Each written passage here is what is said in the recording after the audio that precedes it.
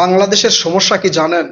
একটা ঘটনা ঘটবে, ওই ঘটনা কেন ঘটেছে, ওই ঘটনা ঘটার কারণ কি, এইটার আসল তথ্য বের হতে সময় লাগবে ১ মাস, ১.৫ মাস, ২ মাস, এমনকি কয়েক বছর পরে আপনি সেই সত্য ঘটনাগুলো জানতে পারবেন। ঠিক একই ধরনের ঘটনা ঘটেছে দৌলতদিয়া লঞ্চ ঘাটে। সেখানে একটা বাস উল্টে পানিতে ডুবে গেল। অর্থাৎ বাস উঠতেছিল ফেরিতে, সেই ফেরি থেকে বাস পড়ে গেল, কোনো সংঘর্ষ নাই, কিচ্ছু নাই, হঠাৎ করে বাস পানির মধ্যে ডুবে গেল, অনেকেই সেখানে নিহত হলেন। এই যে ঈদ যাত্রা, এই ঈদ যাত্রাটা মানুষের জীবনে একটা দুর্বিষহ হয়ে দাঁড়িয়েছে। প্রতিনিয়ত বিভিন্ন ধরনের দুর্ঘটনা আমাদের সামনে আসছে। এই সকল দুর্ঘটনা যাতে না ঘটে, এই সকল দুর্ঘটনা যাতে না হয়, এই ধরনের কোনো দৃশ্যমান পদক্ষেপ আমরা দেখতে পাই নাই। এই যে দৌলতদিয়া ঘাটে যে ঘটনা ঘটলো, এই ঘটনায় মর্মান্তিক একটা ঘটনা সোশ্যাল মিডিয়ায় প্রকাশ হয়েছে, আপনারা অনেকেই শুনেছেন। সেই ঘটনাটা আগে বলি, তারপরে এই বাস ডুবে যাওয়ার ঘটনা কেন ঘটেছে সেটা আপনাদেরকে বলছি। সেখানে একটা ছেলেকে উদ্ধার করা হয়েছে, সেই ছেলে উপরে আসছে, আসার পরে অনেকক্ষণ রেস্ট নিয়েছে, রেস্ট নেওয়ার পরে মিডিয়ার সামনে সে একটা বক্তব্য দিয়েছে। বক্তব্যে তিনি বলছেন, আমি এবং আমার মা বাসের ভিতরে ছিলাম, আমার মা আমাকে জানালা দিয়ে বের করে দিয়েছে, বের করে দিচ্ছে আর বলতেছে, বাবা তুই উপরে চলে যা, আমি আসতেছি। তো তখন তো আতঙ্কের সময়, ছেলেটা জানলা দিয়ে বের হয়ে পানির উপরে আসছে, সেখানে একজন ওই যে গামছা বা তোয়ালা ফালাইয়া তাকে উপরে টেনে তুলেছে। টেনে তোলার পরে সে দেখে সে একাই আসছে, তার মা আর আসে নাই। তার মানে তার মায়ের জীবনে কি ঘটেছে সেটা আপনারা অবশ্যই বুঝতে পারতেছেন। এই মর্মান্তিক ঘটনা, এই মর্মান্তিক বক্তব্য আমাদেরকে মর্মাহত করেছে। এই ধরনের অনেক ঘটনা সেখানে ঘটেছে, অনেককেই উদ্ধার করা হয়েছে। উদ্ধার হওয়া ৭ জনের মধ্যে ৩ জন পরবর্তীতে মারা গেছে, আরো বাকিদের এখন পর্যন্ত উদ্ধার কাজ চলছে যে তারা কোথায় আছে। বাসকে শনাক্ত করেছে, বাস উপরে তোলা হয়েছে, সেখানকার যেই লোকজন ছিল তারা বলছিল তার মধ্যে প্রায় ৫০ জন যাত্রী ছিল, সবাইকে এখন পর্যন্ত উদ্ধার করা সম্ভব হয় নাই। তো বাসের মধ্যে যারা ছিল তাদেরকে হয়তো উদ্ধার করা হয়েছে, জীবিত এবং মৃত অনেককেই উদ্ধার করা হয়েছে। আবার যারা বাস থেকে বের হয়ে গেছে তাদেরকে এখন পর্যন্ত খুঁজে পাওয়া যায় না, হয়তো কিছুদিনের মধ্যে তাদের লাশ হয়তো খুঁজে পাওয়া যাবে। এটা বাংলাদেশের চিত্র আর কি। এই ঘটনা কেন ঘটলো, আপনারা যদি কখনো ফেরিতে গিয়ে থাকেন তাহলে আপনারা এই বিষয়টা লক্ষ্য করেছেন। ফেরির একটা অংশ আছে, সেখানে বাস, ট্রাক, মাইক্রো, এমনকি সিএনজি রিক্সা পর্যন্ত সেখানে ওঠে। এই ফেরিগুলোর যেই ফাঁকা জায়গায় এই বাস, ট্রাক, মাইক্রোবাস বা হচ্ছে সিএনজি ওঠে, সেখানের কোনো বাউন্ডারি নাই।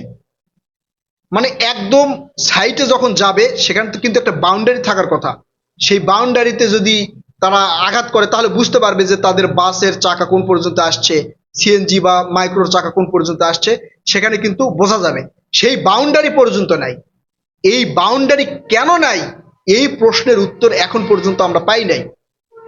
এটা অনেক আগে থেকেও হয়ে আসতেছে যে ফেরির ওই জায়গাতে কোনো বাউন্ডারি নেই। এই ঘটনা কেবলই প্রথম ঘটেছে তা কিন্তু নয়, এই ধরনের অনেক ঘটনা এর আগেও ঘটেছে। আপনারা গুগলে সার্চ দিয়ে দেখেন, মাইক্রো বাস পড়ে গেছে, সিএনজি পড়ে গেছে, এই ধরনের অনেক ঘটনা ঘটেছে। তারপরেও যেই ফেরিতে করে এই সকল বাস বা অন্যান্য যানবাহন এক ঘাট থেকে আরেক ঘাটে নিয়ে যাওয়া যায় বা নিয়ে যায়, সেই ফেরিতে কোনো ধরনের বাউন্ডারি দেওয়া হয় নাই। এই বাউন্ডারি কেন দেওয়া হয় নাই? অথবা একটা ফেরিতে কতগুলো বাস উঠতে পারবে, কতগুলো মাইক্রো উঠতে পারবে, এবং এখানে ওঠার পরে ফেরি যদি দুর্ঘটনায় পড়ে, সেখান থেকে সেই দুর্ঘটনা থেকে জনগণকে উদ্ধার করার মতো কোনো সক্রিয় ব্যবস্থা বাংলাদেশে নাই, দ্রুত কোনো ব্যবস্থা নাই। আপনারা দেখতে পেয়েছেন বাস ডুবে যাচ্ছে, ডুবে যাওয়ার অনেকক্ষণ পর ফায়ার সার্ভিস আসতেছে, তারপরে ক্রেন আসতেছে। মানে একটা মানুষ যদি পানিতে ডুবে যায় কতক্ষণ তার পক্ষে বেঁচে থাকা সম্ভব, কতক্ষণ বেঁচে থাকা সম্ভব? বৈজ্ঞানিকভাবে একটা মানুষ সর্বোচ্চ 5 মিনিট পর্যন্ত বেঁচে থাকতে পারে। এই 5 মিনিটের মধ্যে ফায়ার সার্ভিস আসবে, তারপরে ক্রেন আসবে, তাদেরকে উদ্ধার করবে, এটা কি সম্ভব? সম্ভব নয়। তাহলে সেখানে দ্রুত দুর্ঘটনায় মানুষকে রেস্কিউ করার মতো ব্যবস্থা কেন গ্রহণ করা হয় নাই? এটা শুধু এই সরকারের সময়ে এই এই ঘটনা ঘটেছে তা না, অতীতেও ঘটেছে, কিন্তু কোনো ধরনের ব্যবস্থা নেওয়া হয় নাই। মানে সাধারণ জনগণের ট্যাক্স দিয়ে সরকার ঠিকই চলতে পারে, কিন্তু সাধারণ জনগণের যে নিরাপত্তা, এটা কোনো সরকার অতীতে দেয় নাই, এখন পর্যন্ত দেওয়া হয় নাই। বিএনপির নতুন সরকার আসছে, কি করবে আমি জানি না। তবে এই ধরনের ম্যাক্সিমাম ঘটনা অতীতেও ঘটেছে, অতীতেও ঘটেছে। ঈদ যাত্রা বা বিভিন্ন অনুষ্ঠানে, শুধু এই ঈদ যাত্রা বা বিভিন্ন অনুষ্ঠানে না, এমনিতে এই ধরনের ঘটনা ঘটে। এই দৌলদিয়ার এই বিষয়টা এখন ব্যাপক পরিমাণ ভাইরাল হয়েছে, মানুষের হাতে মোবাইল আছে। আগে তো এত মোবাইল ছিল না, এই মোবাইল আছে, মানুষের বিভিন্ন পেজ আছে, আইডি আছে, তারা ভিডিও করে করে ছেড়ে দিচ্ছে, তাই এই ঘটনাগুলো আমাদের সামনে আসতেছে। প্রত্যেকটা মানে এই সকল জায়গাতে, যে সকল জায়গাতে এই ধরনের ঘটনা ঘটতে পারে, সেই ঘটনাগুলোতে যাতে দ্রুত ব্যবস্থা নেওয়া যায়, দ্রুত রেস্কিউ করা যায়, মানুষকে উদ্ধার করা যায়, সেই ধরনের ব্যবস্থা যতদিন পর্যন্ত না নেওয়া হবে, ততদিন পর্যন্ত এই ধরনের ঘটনা আমাদের চোখের সামনে ভেসে উঠবে। মাঝে মাঝে আমরা দেখতে পাবো, আমরা আমাদের আত্মীয় স্বজন হারাবো, আমরা আমাদের নিজের জীবনও হারাবো। কারণ আমরা যখন দেশে যাওয়ার কথা শুনি, আমাদের দেশের প্রতি কিন্তু একটা টান আছে, মানে গ্রামের প্রতি কিন্তু একটা টান আছে। সেই টানে যখন আমরা শুনি যে আমরা ছুটি পেয়েছি বা আমরা বাসায় যাব, আমাদের মন কিন্তু উৎফুল্ল হয়ে থাকে।